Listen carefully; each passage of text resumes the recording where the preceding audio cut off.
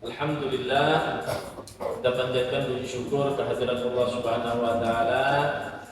Kembali kita dapat berhadir di majelis Miftahul Jannah yang dirahmati oleh Allah Subhanahu wa taala. Mudah-mudahan kita yang hadir, begitu juga yang tidak bisa, saudara kita yang tidak bisa sempat hadir, mudah-mudahan diberikan istiqamah oleh Allah Subhanahu wa taala. Mudah-mudahan perkumpulan kita ini menjadi perkumpulan yang berkah. Amin Allahumma amin Allahumma amin. Hadirin wal hadirat yang dirahmati oleh Allah Subhanahu wa taala, kembali kita akan membacakan kitab Iqbal Walad karya Imam Al-Ghazali di halaman 22, ya, baris di tengah. Kalau yang ada pegang bukunya sambil diperhatikan. Kalimatnya faedah yang kedua, ya, atau al-faedatus tsaniyah. Nah, di bagian tengah.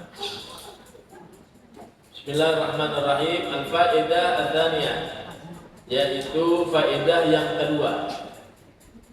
Anni ra'aitul khalqa.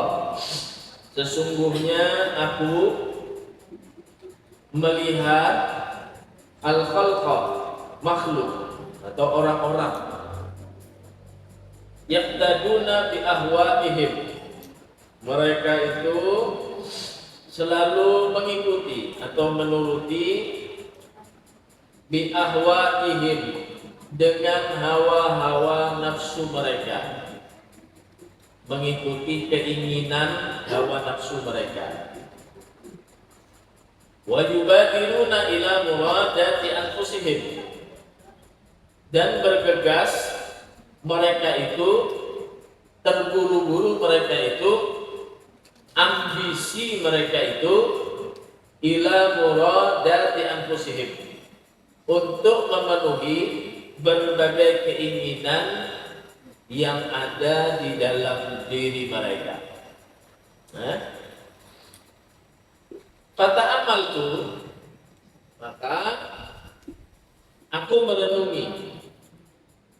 Nah, ini perkataan daripada Imam Hatim Al-Asam yang dia sampaikan kepada gurunya kemarin, Syakib Al-Balkhi. Kata beliau, selama 30 tahun engkau belajar sama aku, engkau dapat apa?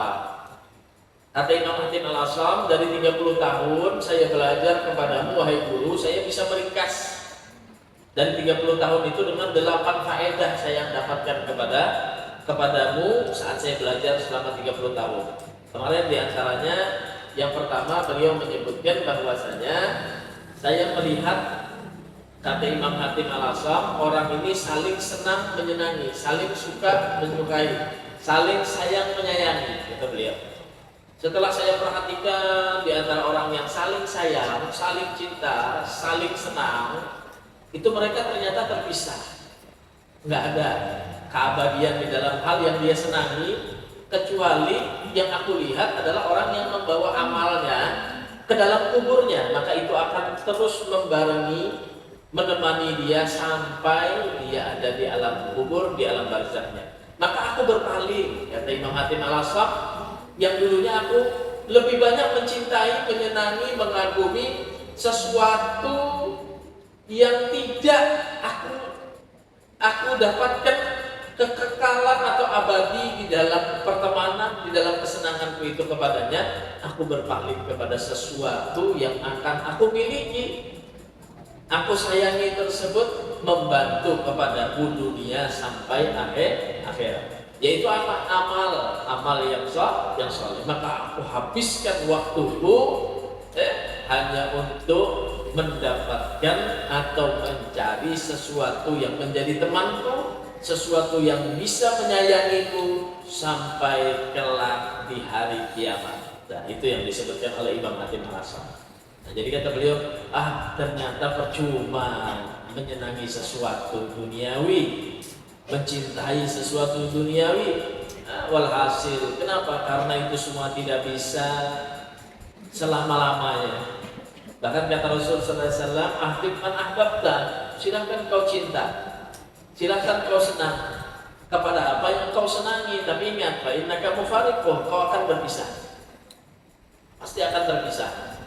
Nah, kemarin kita ceritakan ada riwayat cinta yang luar biasa antara Imrul Qais dengan siapa? Laila. Nah, terjadilah satu cinta yang abadi yang disebut dengan Laila Majnun. Nah, itu sampai dipisahkan pula. Imrul Qais itu sampai cintanya dengan Laila karena dia dipisahkan. Dengan cintanya tadi dipisahkan, gak boleh, gak direstui. Sampai apa? Tembok rumahnya Laila itu dia cium. Sepanjang jalan dia cium.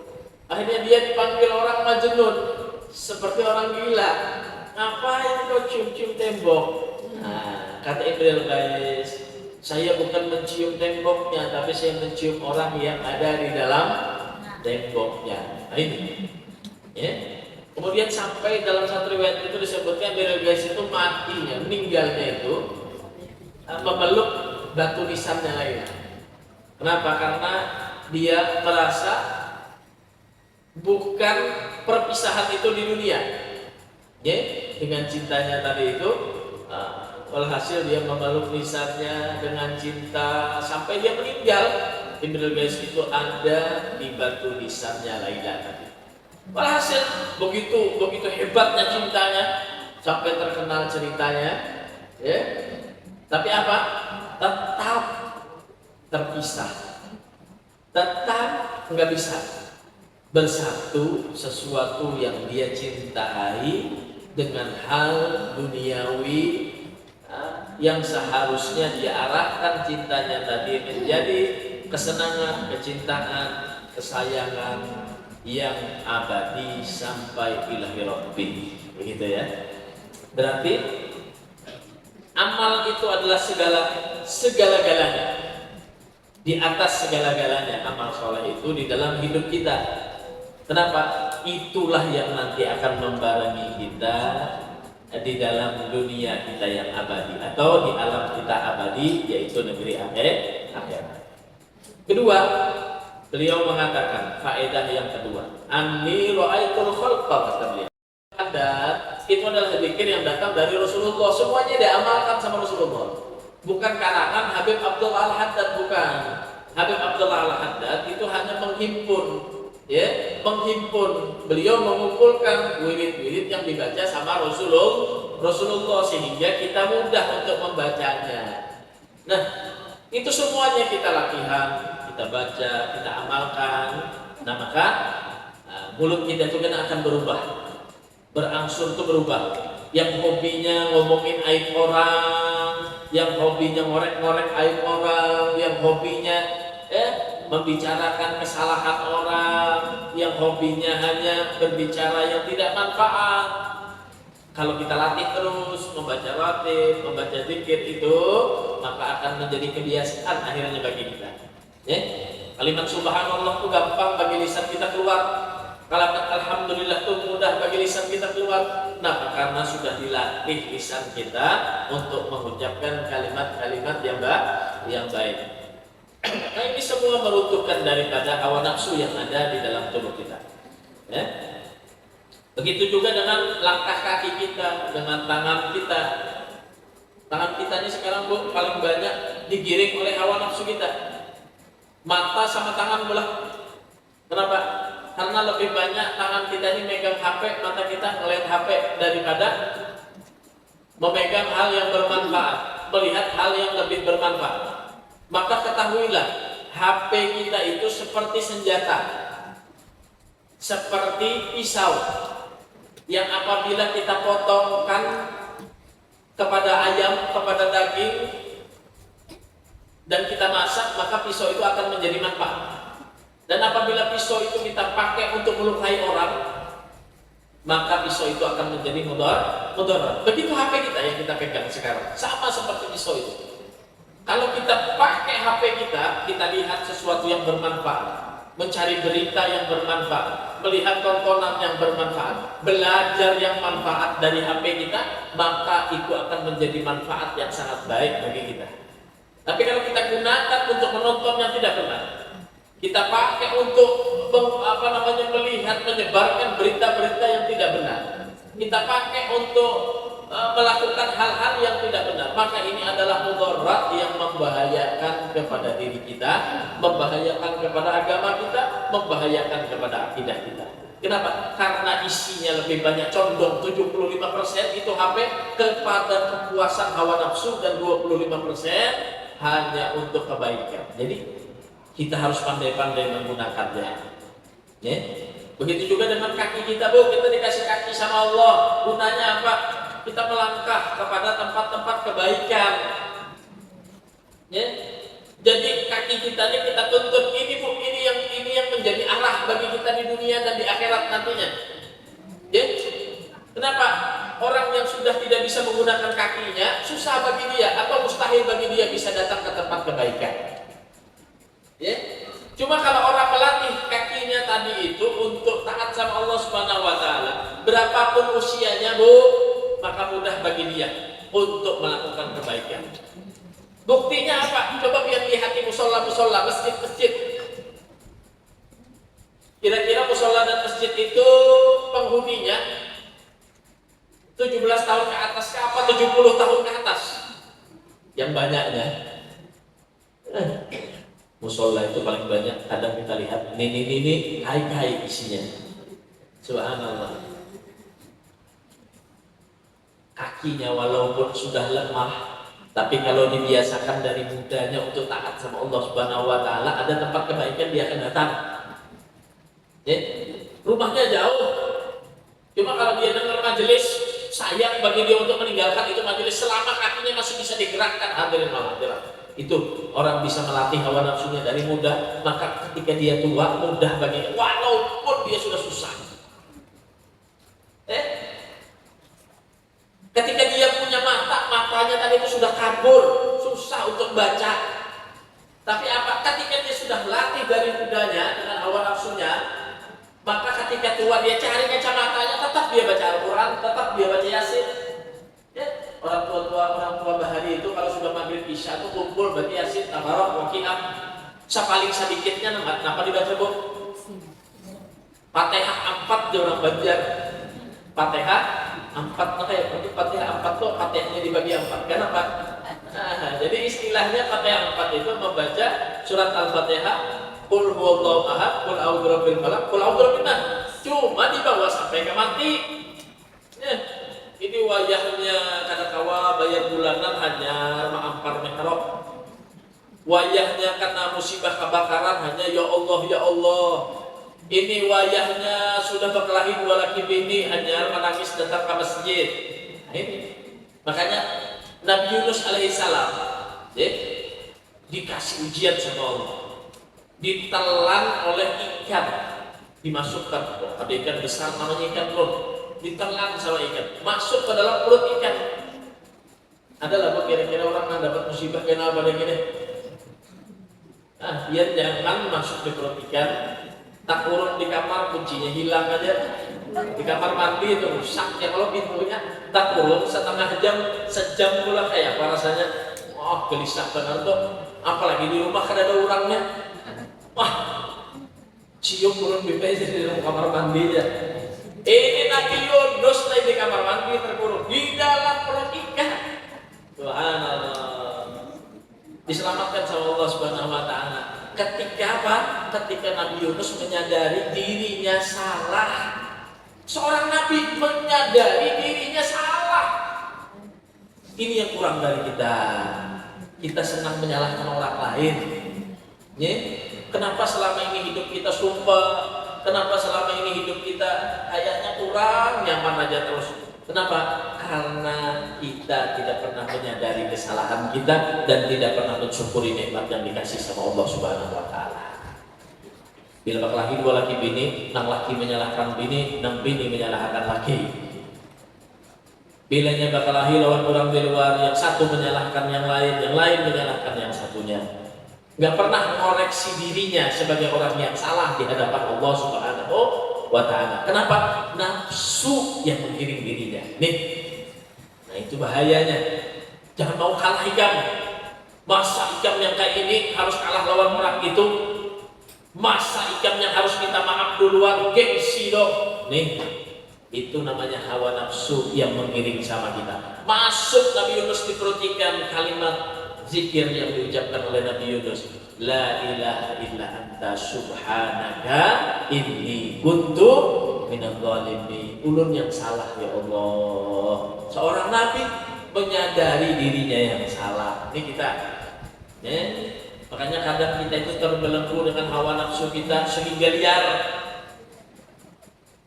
Mau ke sana diikuti, mau diajak. Kata Nabi Muhammad SAW dalam satu hadisnya seperti apa? Seperti sapi yang dimasukkan tali di dalam hidungnya. Nah, kita nafsu punya semacam itu. Nah, sapi itu kalau sudah dimasukkan tali di hidungnya, tarik ke kanan ikut ke kanan, tarik ke kiri ikut ke kiri. Cuma kalau sudah dilepas, maka dia akan liar. Nah, itulah sapi. Ya, kita punya nafsu semacam itu juga. Nafsu itu mengekang jiwa kita, roh kita, batin kita. Kalau kita ikuti, maka kita akan ditarik, maka kita akan digiring, maka kita akan dipaksa oleh nafsu. Maka berarti kita harus melawan, kita harus berjihad, kita harus menggiring nafsu tersebut agar bisa mendapatkan nafsu yang benar-benar diridhoi oleh Allah Subhanahu wa Ta'ala. Ya. Dan yang bahayanya lagi, kata Imam Hatim Al-Asab, wa yubadiruna ila muradi anfusihim.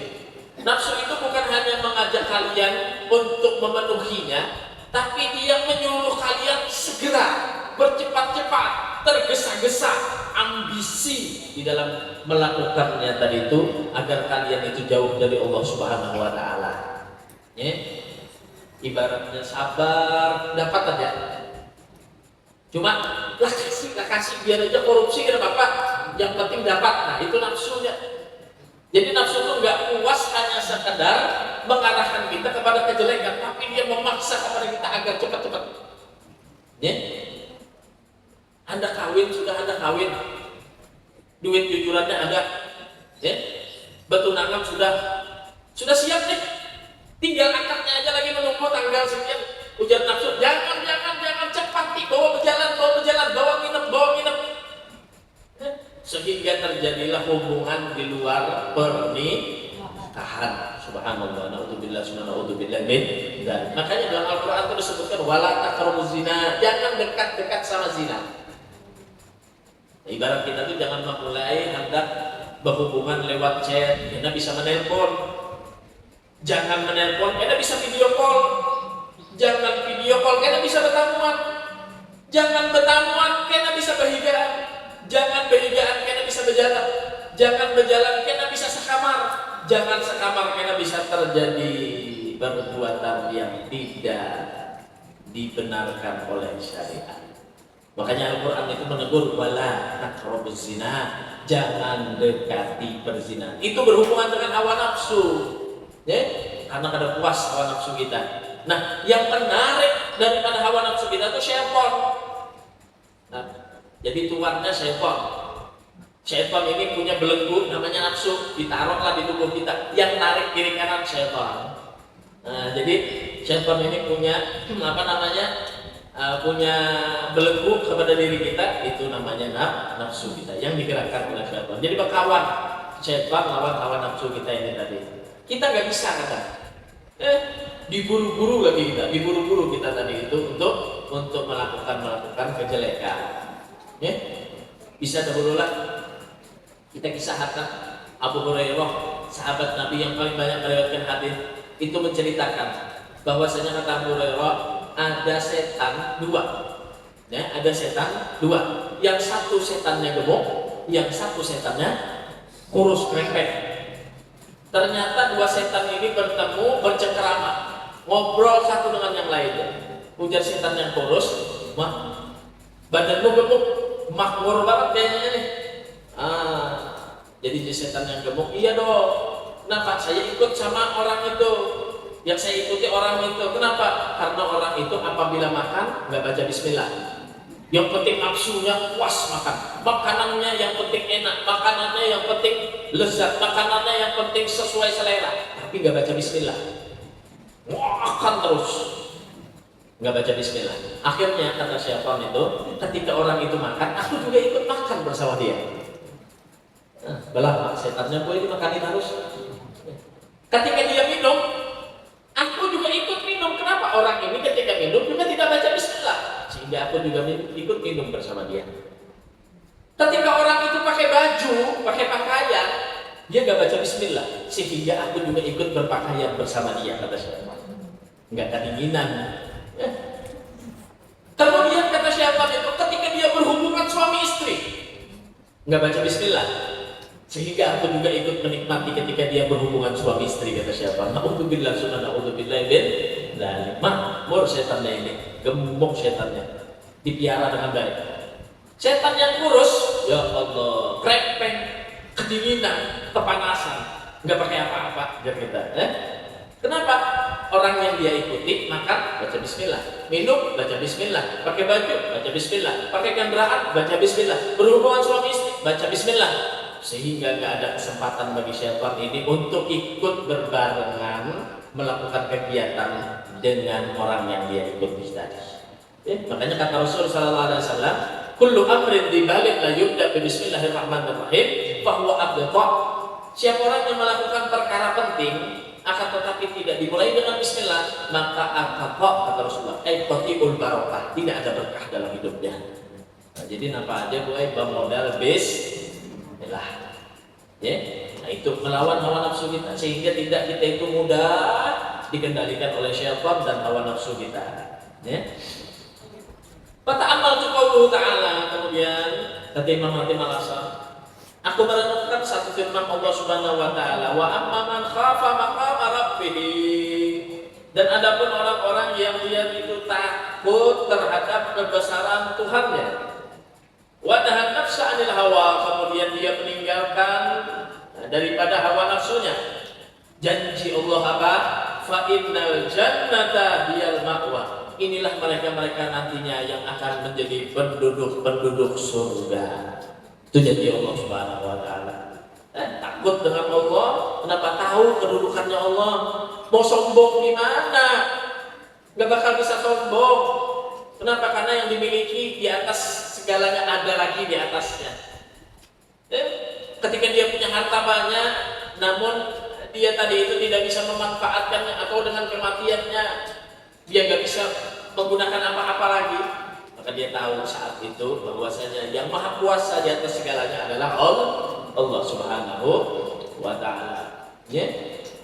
Kemudian dia tinggalkan hawa nafsunya, ya, seadanya, secukupnya, makan secukupnya, ya. Yang penting itu cukup pula. Kalau cukup itu nyaman. Allahul kafi, Rabbunal kafi, qasadana kafi, wajadana kafi, bikullin kafi, kafanal kafi, wa ni'mal kafi, alhamdulillah. Dalam sholawat, Allahul kafi, Allah yang maha mencukupi, Rabbunal kafi, Tuhan semuanya yang mencukupi. Qasadanal kafi, kami minta ya Allah kecukupan, wajadanal kafi, kami mengharap kecukupan, likulin kafi, mau apa aja cukup.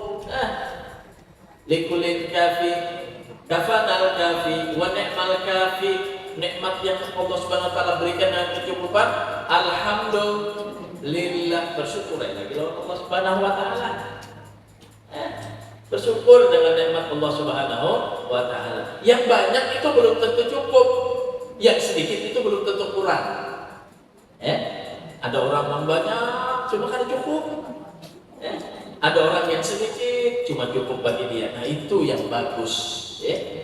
Hendak isi rumah duitnya cukup, hendak bongkar mobil cukup. Nah, itu nyaman. Maka minta lawan Allah kecukupan. Minta lawan Allah Subhanahu wa taala kecukupan. Ya. Nah, begitulah orang-orang yang melawan hawa nafsunya, kata Allah Subhanahu wa taala, maka mereka itu ditempatkan surga oleh Allah Subhanahu wa taala. Nah, Fir'aun itu, Bu. Fir'aun begitu juga dengan Qarun. Dia bisa mendengar namanya Qarun lah. Nah, yang berisi harta Qarun. Nah, itu Qarun sugihnya luar biasa. Kunci kamarnya Qarun itu, Bu, kuncinya itu dari emas, Bu. Dan ketika membawa kuncinya itu harus kurang 80 ikung. Hanya kalau membawa kunci Qarun itu ganda, emasnya adalah kira-kira, Bu, kalah bisa Monas pula. Monas mah halus saja emasnya. Ini 80 ikung mangkat, hanya kalau angkat kuncinya aja baru lagi harta di dalamnya Qarun tadi. Sandalnya, sepatu Qarun itu dari emas. Allah. Cuma hendaknya boleh di mana? Di neraka. Sandal Bilal bin Rabah, sandal Gapit. Bilal bin Rabah budak hitam, pakai sandal Gapit. Ketika Rasulullah Isra wal Mi'raj mendapat suara cepakan sandal di dalam surga. Ternyata sandal Gapit pinangku Rasulullah. Ini sandal Bilal ya Rasulullah SAW. Ternyata sandal Bilal, sandal Gapitnya ada di dalam surga. Jadi bukan status harta, bukan status kedudukan, bukan status nasab, tapi ketika dia taat sama Allah dan dia mau memerangi hawa nafsunya di jalan Allah, maka surga Allah siapkan bagi orang-orang tersebut. Ya. Watayaqantu anna al-Qur'an haqqun shadiqun, kata beliau. Aku yakin, kata Imam Hatim Al-Asam, sesungguhnya Quran itu adalah sesuatu yang benar. Fabadartu ila khilafi nafsi, maka aku menjauhi daripada hawa nafsuku. Jadi Imam Hatim Al-Asam, Allah sudah mengatakan, tinggalkan hawa nafsu, jangan ambisi dengan hawa nafsu itu, jangan ambisi dengan hawa nafsu. Maka ketika Al-Quran mengatakan itu, kata Imam Hatim Al-Asam, aku bergegas untuk meninggalkan daripada hawa nafsu itu. Watasyammar li mujahadatiha, dan aku bersemangat untuk meninggalkannya. Wa man iha, mencegahnya, an hawaha, daripada hawa nafsu tersebut. Ya? Jadi dikurangi, bila nangkap ingin benar pula, tahan. Sudah makan ya lah, makan apa pagi, makan lontong. Sudah tadi lah, lewat pulang bakso, kapingin juga, tahan. Nah ini menahan hawa nafsu dari makanan. Bahkan orang-orang salihin itu mengurangi daripada makanannya dan mengganti dengan ibadahnya, sehingga ketika dia minum, niatnya gesan menguatakan ibadah. Ketika makan, gesan menguatakan ibadah. Nah itu semuanya bekerja diniatkan untuk menggampangkan ibadah. Begitu. Jadi orang-orang solehin itu diarahkan perkara-perkara duniawinya untuk mendapatkan ridho ukhrawi atau akhiratnya. Dia lawan. Ya? Hatta tabat li ta'atillah, sehingga dia mendapatkan nafsu tersebut dengan taat kepada Allah Subhanahu wa taala wan qada, dan akan menjadi patuh itu nafsu. Amun terus kita perangi hawa nafsu itu kalah. Cuma kalau kita berdiam aja, maka kita yang akan dikalahkan oleh hawa nafsu kita. Jadi kalau kita perangi terus, kita belajar dari hari ke hari, dari minggu ke minggu, dari bulan ke bulan, kita belajar memerangi hawa nafsu kita, maka hawa nafsu itu juga akan tunduk dan kalah sama kita. Ya? Bagi kita mungkin ya, bangun tengah malam sholat tahajud 2 rakaat itu susah, uyuh, ngalih. Kenapa? Karena kita kadang membiasakan diri untuk melakukannya. Cuma bagi orang yang sudah terbiasa, ya, untuk melakukan sholat tahajud, bangun 2 rakaat, bangun di tengah malam, baginya sangat mudah dan sangat gampang. Ya, kenapa? Karena hawa nafsunya tunduk sudah. Ya, hawa nafsunya tunduk. Ibarat kita ada pawangnya. Ya, pun kita nak ada tahu apa-apa, diterkamnya. Lihat buaya. Paraki. Ya. Apa? Sorong tangan gua. Panggal tangan. Kenapa? Karena kita belum menjinakkannya. Tapi kalau pawangnya, mulai halusnya menggaduh. Buaya ini mulai halus, dibalinya makan, digaduhnya, dipusutinya, ya. Sorongin aja tangan. Diusap-usapnya aja lagi. Kalau buaya tadi kan mau diikut. Ya kenapa? Sudah dijinakkannya. Itu binatang. Nafsu kita begitu juga. Jadi kalau sudah dijinakkan, taat dia, tunduk dia. Hawa nafsu kita tadi. Jadi mudah ketika kita melakukan kebaikan itu, kalau sudah kita biasakan, kita karasi, ya. Kayak apa supaya sholat 5 waktu pun tidak ketinggalan, Pak. Caranya kayak apa? Cari solusinya agar sholat 5 waktu tidak ketinggalan. Cari solusinya biar bisa hadir terus majelis, kada ada alasan. Hujan kah, panas kah, jauh kah? Kada diambil orang kah, kayak apa kah, datang. Nah itu cara menundukkan hawa nafsu. Jadi ketika ada apa aja, terus kita tadi itu istiqomah di hadapan Allah Subhanahu wa taala jadinya. Nah ini cara menundukkan hawa nafsu kita. Ya. Membaca wirid ratib, pokoknya aku harus membaca wirid, baca ratib, bila kada aku qodoi. Hari ini kadang baca isuk double 2, bila isuk kadang baca double 3. Deklarasi hawa nafsu sehingga dia sampai menyambut daripada sakaratul maut tetap dia mengamalkan apa yang diajarkan oleh Allah dan Rasulnya. Jarang gue ada orang karena penyembahyang lah datang sakaratul maut, ambilkan Pak baju wudhu aku hendak sembahyang. Jarang. Tapi kalau orang yang biasa sholat 5 waktu kada tertinggal, ya, sakaratul maut datang, ambilkan wudhu, aku hendak wudhu. Nah, mungkin kenapa sudah menjadi kebiasaan bagi dia tidak meninggalkan sholat 5 waktu. Maka perintah sholat ini sangat wajib. Kenapa? Orang yang nggak bisa berdiri duduk, orang nggak bisa duduk tiduran, orang nggak bisa tiduran isyarat, orang nggak bisa isyarat dengan hati, orang juga nggak bisa dengan hati sholatnya, maka disolatkan gitu. Jadi perintah sholat ini selama dia tidak gila dan selama dia masih hidup, maka wajib bagi dia untuk mengerjakan sholat 5 waktu. Bahkan hatta tawar ramat yadamu, Rasulullah SAW sampai berkat kakinya tetap melaksanakan sholat berjamaah, nggak ditinggal oleh Rasulullah SAW. Jadi jangan ikut-ikut pengajian karena ada yang bertamat pula. Hendak tapian dia bertamat sembahyang, bayar lalu 5 juta, tamat belum jamin surga, jangan mau. Itu dibungulinya itu biar ya kada ada orang bertamat sembahyang itu kada ada, ya. Karena banyak aliran-aliran yang kayak gini muncul hendak serabanya instan, hendak masuk surga aja tanpa beribadah nantinya, tanpa taat dulu. Jannah mahi balas, masuk surga tuh gak gratis. Masuk surga gak gratis. Biar masuk ke bioskop aja bayar, masuk anak nonton sepak bola aja bayar, masuk ke permainan anak aja bayar. Masuk surga mau gratis? Nggak ada. Jannah mahi balas. Masuk surga itu gak gratis. Harus salat 5 waktu dijaga, harus puasa dijaga, harus amal soleh dikerjakan. Sedangkan apalagi bangun di tengah malam, warna sunniyam, manusia sedang tidur. Itu ciri-ciri orang-orang yang ada menjadi penduduk surga. Tengah malam orang guringan, punya bangun sambahyang, tapi pun bangun melihat bola, pun bangun kami aja guring lagi, itu bukan penduduk surga. Penduduk surga itu adalah bangun di tengah malam tapi beribadah kepada Allah Subhanahu wa taala. Mudah-mudahan kita kalau mengamalkan, mudah-mudahan kita bisa dijadikan oleh Allah Subhanahu wa taala menjadi ahli taat, orang-orang yang taat sama Allah Subhanahu wa taala. Mudah-mudahan Allah Subhanahu wa taala jadikan kita punya nafsu-nafsu yang mutmainnah, nafsu yang taat kepada Allah Subhanahu wa taala, dan mudah-mudahan juga kita semua yang hadir di majelis ini mendapatkan keberkahan daripada ini majelis.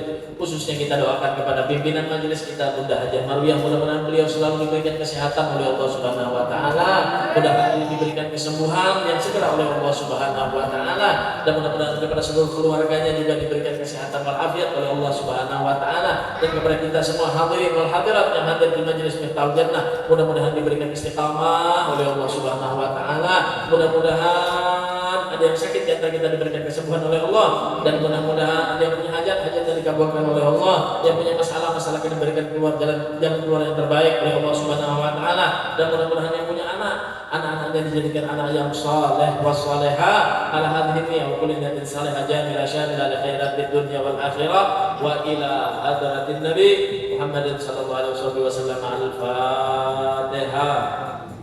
A'udzu billahi minasyaitonir rajim. Iyyaka na'budu wa iyyaka nasta'in ihdinas siratal mustaqim siratal ladzina Alhamdulillah. Bagi ibu-ibu atau bapak-bapak yang mau menanyakan satu permasalahan dalam hukum agama apa saja, silahkan untuk bertanya. Tidak ada batasan usia, tidak ada batasan pembahasan. Boleh dari fikihnya, dari tasawufnya, atau dari kesehariannya yang berhubungan dengan masalah agama, mau ditanyakan silahkan. Nanti kita bahas ya. Silahkan, masih ada waktu untuk menuju sholat asar. Ada yang mau tanya?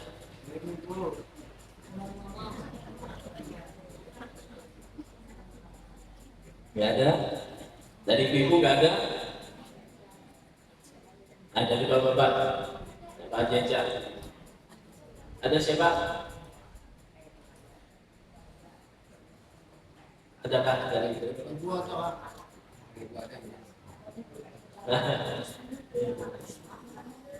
Wajah tak pernah.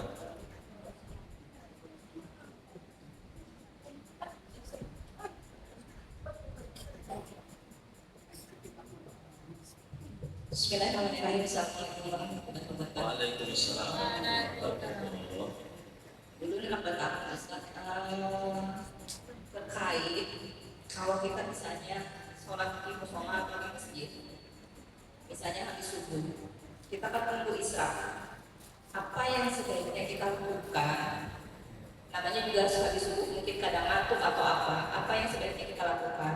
Apakah boleh kita meninggalkan tempat di musola itu keluar untuk menghilangkan ngantuk itu dengan kita entah ngobrol, entah apa yang kita lakukan kalau kita awal misalnya sambil ini, apakah itu boleh atau lebih baik kita nggak boleh meninggalkan tempat? Mungkin itu saja dari saya. Terima kasih. Assalamualaikum warahmatullahi wabarakatuh. Waalaikumsalam warahmatullahi wabarakatuh. Secara tekstual dari makna hadis yang disampaikan sama Rasul Sallallahu Alaihi Wasallam, siapa orang yang sholat subuh, ya, siapa orang yang melakukan sholat subuh kemudian dia tidak beranjak, artinya tidak beranjak ini ulama mengatakan ada yang menyebutkan tidak beranjak daripada tempat duduknya. Ada ulama yang mengatakan tidak beranjak dari tempat dia sholat, ya, musola, masjid-masjid, rumah-rumah. Ada ulama yang mengatakan, dan ini yang condong kepada kita. Dia setelah sholat subuh menunggu waktu isyraq, tidak mengerjakan perkara-perkara duniawi yang menyebabkan lupa, lalai, atau menyebabkan dosa kepada Allah Subhanahu wa taala, maka orang tersebut setelah melakukan sholat isyraq dia diberikan pahala seperti orang yang mengerjakan haji dan umroh, ya, tamah kata Rasulullah SAW, sempurna. Nah, jadi bagi kita ketika kita tadi itu habis sholat subuh, yang tahu diri kita adalah kita sendiri. Nah, yang tahu diri kita sendiri. Kalau misalkan kita orangnya bisa duduk di tempat itu tanpa melakukan aktivitas dan yang lainnya, bisa diisi dengan membaca Al-Quran, bisa diisi dengan wirid, bisa diisi dengan membaca amaliyah-amaliyah yang lainnya tanpa beranjak dari tempat, ambil pendapat pertama. Kedua, misalkan kita orang atau waktu saat itu kita kita mengantuk, ini kan kondisional, artinya saat itu kita mengantuk, maka yang terbaik dari kita akan menghilangkan kantuk. Makanya seperti kopi itu sebenarnya, Bu, ya, orang-orang soleh itu menjadikan senjata atau kendaraan untuk ibadah, ya, kendaraan untuk ibadah. Jadi ketika baca Quran nanti kopi, ya, ketika dia sholat nanti kopi. Buat apa? Supaya dia tadi itu melek matanya, ya. Jangan dulu ke belajar, ulah kopi aja sih. Sudah diulah kopi, ulun minum, jangan diminum. Tampung masakan di sini. Jadi artinya disuruh apa? Jangan ngantuk, lawan ngantuk kita tadi itu demi kita meraih sesuatu yang baik, sesuatu yang istimewa. Ya, kita akan mendapat sesuatu yang istimewa pasti juga dengan usaha yang capek juga. Orang yang bekerja al-barakah ala gadrita, orang mendapatkan keberkahan itu dengan capeknya. Makin capek beribadah lawan Allah, makin kena pahalanya gitu. Nah, jadi ketika kita tahu diri kita ngantuk saat itu, ya, maka boleh bagi kita menghilangkan ngantuk asal jangan diisi dengan perbuatan-perbuatan atau pekerjaan duniawi yang membatalkan atau menghilangkan faedah daripada amal kita. Lihat sesuatu atau ngobrol sesuatu jangan sampai isinya ghibah. Kalau ngobrol sesuatu yang bermanfaat dan tidak menyebabkan satu dan yang lainnya tersinggung atau dengan ghibah dan yang lainnya, kan tidak jadi masalah untuk menunggu waktu isyraq. Ada di masjid itu menunggu waktu isyraq itu ada nomor angkutan belum yang dekat di masjid. Jadi bapak satu lawan yang lain sambil kemandiran gitu. Jadi Tuhan kemandiran. Nah, cuma ingat batasannya, jangan sampai membahas tentang duniawi yang tidak ada manfaatnya atau bisa jatuh kepada perkara dosa. Ya, nah, batasannya di situ. Dahulu ada Habib, namanya Habib Muhammad Al-Haddad. Habib Muhammad Al-Haddad, mertuanya daripada Habib Umar bin Muhammad bin Salim bin Habib yang ada di Darul Islam. Beliau itu ngantuk boleh sama kayak kita. Bila belajar baca kitab habis subuh itu ngantuk sidin. Ya, jadi buka kitab ngantuk. Akhirnya apa? Pulang kopi supaya ada ngantuk. Sekalinya baca sedikit-sedikit ngantuk pula. Berwudu sidin. Berwudu ulang. Supaya segar Muhammad. Supaya ada ngantuk. Sekalinya ngantuk dua masih berjalan sidin sambil bawa kitabnya. Berjalan sidin sambil membaca sambil berjalan begadang di tiang-tiang. Tersadar, mengantuk aja masih berjalan, belum berdiri sudah masih mengantuk pula. Terakhir nampak, nah di sini nafsu sudah seru lah di sini. Akhirnya nampak naik sini dia berjalan sampai di ujung jurang, di muka jurang naik atas sini. Tangga ini, bawa tangga ini. Nah di sini, ayo nafsu ini mengantuk aja di sini. Di bawah jurang, di sini apa nikah mengantuk gugur itu di sini. Nah, sampai begitunya mereka melatih hawa nafsu biasa. Nah, cuma itu menjadi latihan akhirnya. Ketika kita sudah bisa melatih, menggerakkan badan, ya, asal jangan diisi dengan sesuatu yang tidak bermanfaat tadi, ya, maka kita latih. Nantinya itu akan menjadi berangsur-angsur bagi kita sehingga kita dalam posisi duduk aja bisa sudah terkontrol, ya, bisa kita duduk istiqomah. Jadi walhasil nanti dengan latihan kita tadi itu bisa kita akhirnya nanti duduk istiqomah untuk beramal. Nah, ada pun amalan-amalan yang baik dibaca, di antaranya waktu subuh wudu isyraq adalah qiraatul Quran, membaca Al-Quran. Kemudian kalau yang belum dapatkan daripada ijazah guru-guru kita, habis subuh itu yang afdal membaca wiridul latif. Kalau dia mau membaca wiridul latif itu kata Habib Abdullah Al-Haddad yang mengarang Latif Al-Haddad itu, beliau mengatakan enggak bakal orang itu ditimpa kesusahan selama hari itu dia membaca wiridul latif. Ya, selama dia membaca wiridul latif kata beliau. Nah, jadi kalau dia mau mengamalkan boleh membaca Al-Qur'an, kemudian membaca wiridul latif sambil menunggu waktu isyraq. Habis isyraq salat isyraq, nah, maka dia mendapatkan kesempurnaan amal. Nah, insyaallah Allah alam ulun bisa memberikan masukan atau jawaban daripada itu semuanya. Mudah-mudahan ada manfaatnya. Ada lagi? Silakan Pak Janja. Beliau ini istiqomah tiap minggu. Ya. Untuk sidin kada ada nomor WA ulun boleh. Ya kan nomor WA ulun ada tiap hari paling sidin tegur ulun. Ada apa ya? Bagus ya. Assalamualaikum warahmatullahi wabarakatuh. Waalaikumsalam. Terima kasih.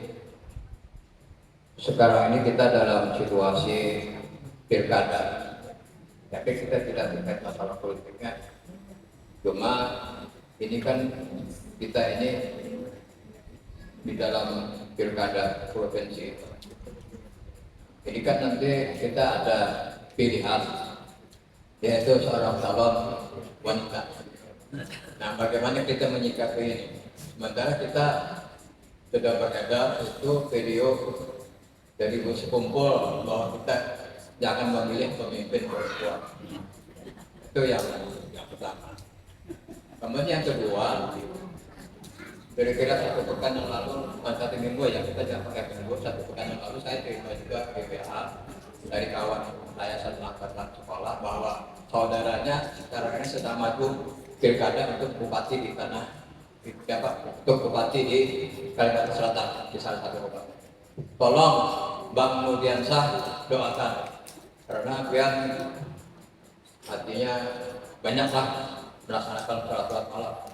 Insya Allah doa biar makbul. Nah, bagaimana kita mendoakan mereka ini dari kawan kita?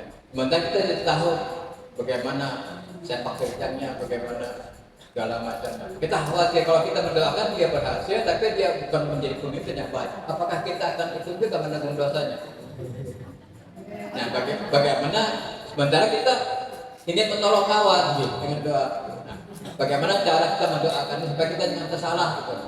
Nah, kira-kira dibanding saja. Terima kasih. Wassalamualaikum warahmatullahi wabarakatuh. Waalaikumsalam warahmatullahi wabarakatuh. Pertanyaan yang pertama, mungkin ulun tidak akan membahas itu secara detail. Kenapa? Karena itu terlalu bersinggungan dengan yang ada di daerah kita, laki-laki sama perempuan, pemilihannya nanti lah. Nah, memang itu terjadi pendapat berbeda di antara kalangan ulama. Kalau di nasnya nggak ada berbeda pendapat dari kalangan ulama. Boleh nggak sebagai pemimpin negara, ya, bukan pemimpin Islam. Kalau pemimpin Islam itu kalau dulu disebut Amirul Mukminin, nah, atau yang mengurus perkara-perkara muslimin. Nah, itu sepakat ulama nggak boleh, itu loh. Nah, jadi kalau di zaman Rasulullah ganti Rasulullah bukan Sayyidina Abu Bakar tapi pihak perempuan, atau mengganti Sayyidina Abu Bakar menjadi Sayyidina Umar itu perempuan untuk mengurus perkara muslimin itu nggak dibenarkan. Tapi kalau menjadi pemimpin daerah pemerintahan di negara masing-masing itu berbeda pendapat dari para ulama. Nah, kita kalau sudah campurin itu, kita lihat aja baik mana yang adil, mana yang baik, mana yang paling manfaat lawan muslimin, pilih. Nah, itu syarat ulama. Jadi jangan memilih bunglon. Nah, wayahnya hendak aja hanyar. Nah, itu jangan, ya. Macam-macam ini itu dan semacamnya. Nah, terutama ulun tidak mau bersinggungan dengan masalah politik, ya. Kita seorang ulama atau seorang ustadz atau seorang dai itu hanya mengarahkan kepada orang-orang yang ada di majelis kita untuk mencari pemimpin yang adil, mencari pemimpin yang baik, mencari pemimpin yang saleh, ya, begitu. Nah, kemudian masalah doa, mungkin beliau dimintai doa oleh satu orang sahabat beliau. Kalau ulun mulai ke situ banyak yang minta doakan. Nah, jadi kita mendoakan tuh jangan mendoakan menangnya, Pak. Kita doakan beliau, ingin ulun doakan dia adil, doakan dia menjadi orang yang baik, doakan dia menjadi orang yang dapat hidayah, doakan dia pemimpin kita itu menjadi orang-orang yang dekat sama Allah. Itu tugas kita, ya? Jadi jangan sampai kita menjadi orang-orang atau rakyat tidak mendoakan kepada pemimpinnya, ini salah, ya? Sayyidina Ali itu ditanya, ya, wahai Sayyidina Ali, kenapa? Jadi wahai Sayyidina Ali, orang-orang yang ada di zaman kita ini, Sayyidina Ali, ada seperti di zaman Sayyidina Abu Bakar, Sayyidina Umar. Kenapa? Rakyatnya nurut-nurut, mudah diatur. Kenapa? Pas dia jadi pemimpin, wahai Sayyidina Ali, rakyatnya susah diatur, kan mau nurut. Nah, Sayyidina Ali, udah tahu lah jawabannya. Sayyidina Ali, waktu Sayyidina Abu Bakar dan Umar jadi pemimpin, rakyatnya kayak aku berataan. Sudah aku jadi pemimpin, rakyatnya kayak ikan berataan. Sayyidina Ali. Iyalah. Kebaikan seorang pemimpin itu juga tergantung daripada kebaikan masyarakat rakyatnya. Kenapa jadi pemimpinnya kada baik? Karena pemimpinnya main duit, rakyatnya nyari duit. Bang, pemimpinnya jadi koruptor. Kenapa? Yang milih berapa gram duitnya jadi? Sini 200, sana 400, sana 400 dia. Ada juga ambilnya seberataannya, cucuknya ada. Maaf ya. Jadi kalau kita jangan berharap pemimpin adil kalau kita kada mau adil. Jangan berharap pemimpin itu baik kalau kita yang mengharapkan hanya duniawi. Naudzubillah. Kita yang sedikit aja bisa memanfaatkan, makanya Allah tuh maha adil. Nah, jadi jar Ustaz dulu di pondok, ikam nakai jisdin jangan menyambati anggota DPR. Kenapa? Ingin diuji lawan Allah dengan jabatannya. Nah, belum tentu kalau ikam jadi anggota DPR kamu lebih baik darinya. Nah, kadang manusia ini mengkritik anggota DPR baik benar. Nah, padahal duit 100.000 aja bisa menjuta. Inya tadi duit 100.000 juntan, apalagi inya dijadikan anggota DPR. Ya, maka Allah maha adil. Ingin sedikit aja nih korupsinya, koneng ini jadi anggota DPR. Wah, nah bahasanya gitu. Ya.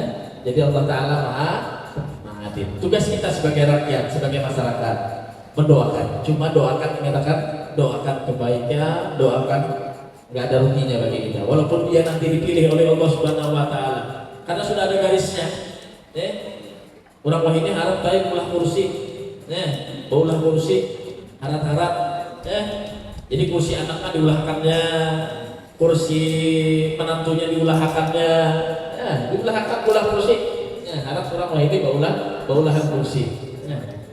Jadi macam-macam. Jadi kita aja lagi mendoakan, memilih dengan ikhtiar kita, cari yang soleh, cari yang baik, cari yang paling banyak manfaatnya terhadap muslimin. Jadi ada perbedaan ulama ya.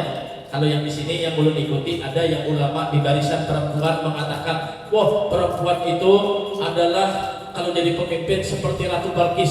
Wah golongan sebelah sini ulama juga nggak pander. Ada ulama yang sebelah sini sama juga, anggota sini juga sekalinya. Ini perang kita nggak bingung.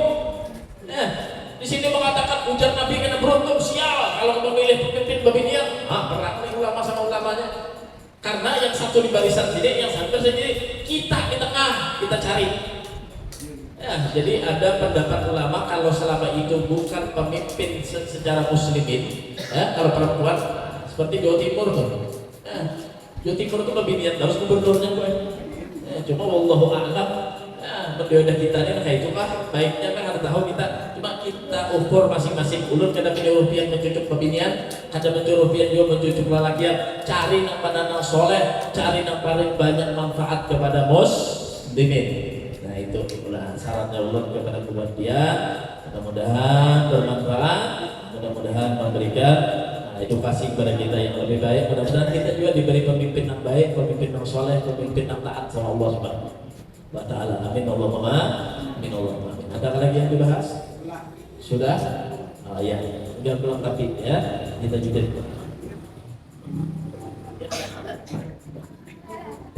Bismillahirrahmanirrahim. Assalamualaikum warahmatullahi wabarakatuh.